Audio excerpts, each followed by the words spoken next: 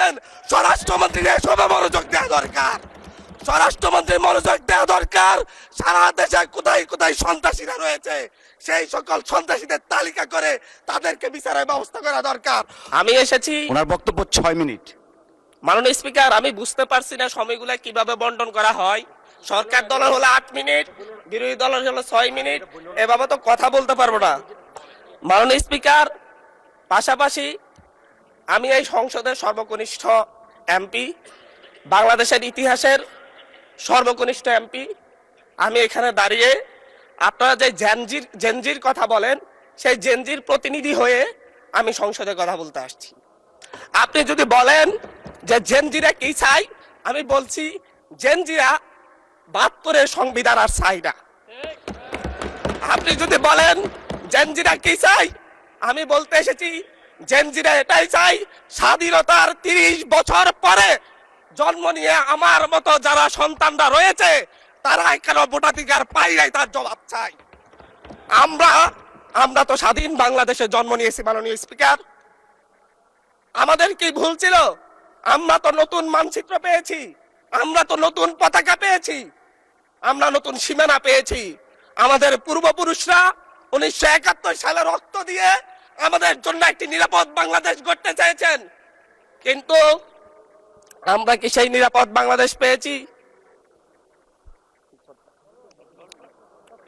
আমরা কি সেই নতুন বাংলাদেশ পেয়েছি? আমরা তো সেই নতুন বাংলাদেশ মাননীয় স্পিকার পাই নাই। 71-এ 30 লক্ষ মানুষ শহীদ হয়েছে, জীবন দিয়েছে, তাদের পরবর্তী সন্তানরা যেন নিরাপদ বাংলাদেশে ভোটাধিকার পায়, যেন রক্ষী বাহিনী না হয়, যেন ভোটাধিকার পায়, যেন আবার দুর্ভিক্ষ না হয়।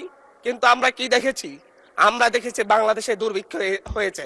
1973 সালে ভোট চুরি হয়েছে। আমরা দেখেছি তার পরবর্তী সময়ে শহীদ প্রেসিডেন্ট জিয়াউর রহমান বাংলাদেশকে অর্থনৈতিকভাবে, রাজনৈতিকভাবে, গণতান্ত্রিকভাবে বাংলাদেশকে পুনরুদ্ধার করার জন্য উনি অটল ভূমিকা রেখেছেন। উনি আমার দ্বীপ হাতিয়াতে 3 বার গিয়েছেন।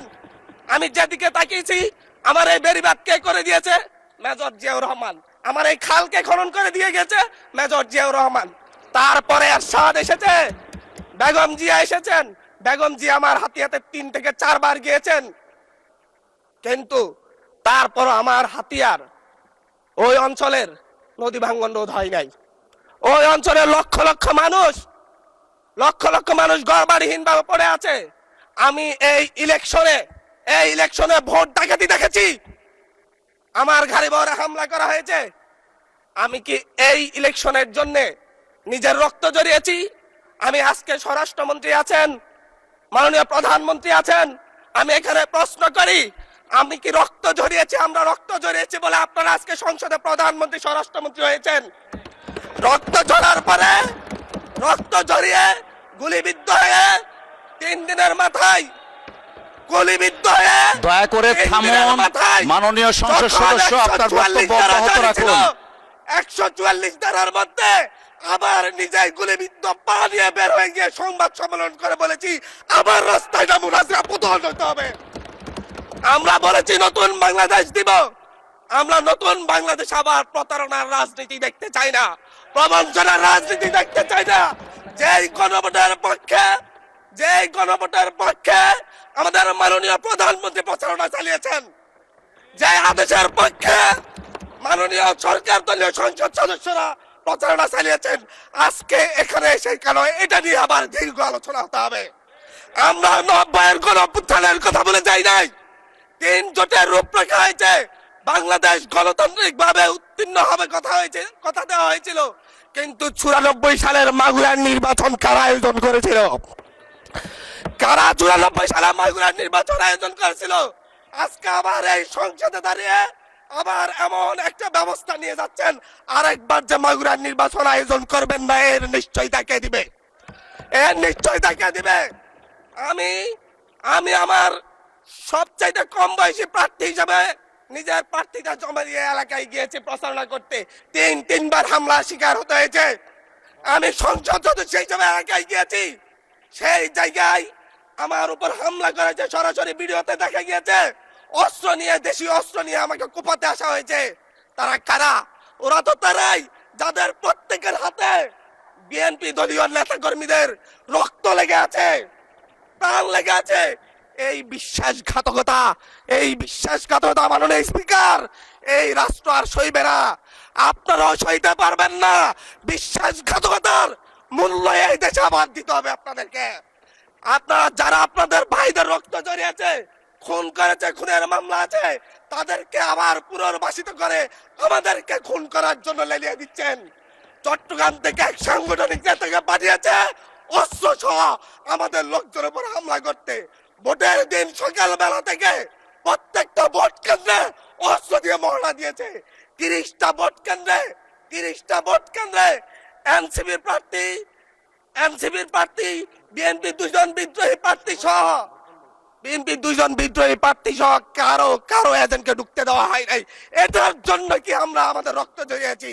মাননীয় স্পিকার, ইলেকশনের একদিন পরে আমাকে আর 1 মিনিট বাড়িয়ে দিবেন মাননীয় স্পিকার, 1টা মিনিট। মাননীয় স্পিকার, ইলেকশনের পর দিন এক নারী অভিযোগ করেছেন, এক নিরীহ নারী, ওনাকে ধর্ষণ করা হয়েছে শুধুমাত্র শাপলাগুড়িতে ভোট দেওয়ার কারণে। 1 ঘন্টার মধ্যে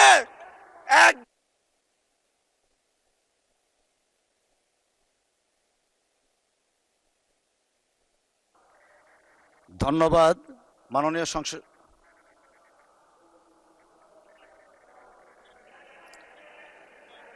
আচ্ছা ঠিক আছে, 1 মিনিটের মধ্যে সংক্ষিপ্ত শেষ করবেন, 1 মিনিট। মাননীয় স্পিকার, একজন ভুক্তভোগী নারী অভিযোগ করেছে ওনাকে ধর্ষণ করা হয়েছে শাপলাগুড়িতে ভোট দেওয়ার কারণে। সার্কেল এসপি 1 ঘন্টার মধ্যে বলেছে এই ধরনের কোনো ঘটনা ঘটে নাই। আজকে 42 দিন পার হয়েছে, এখনো ডিএনএ রিপোর্ট আসে নাই।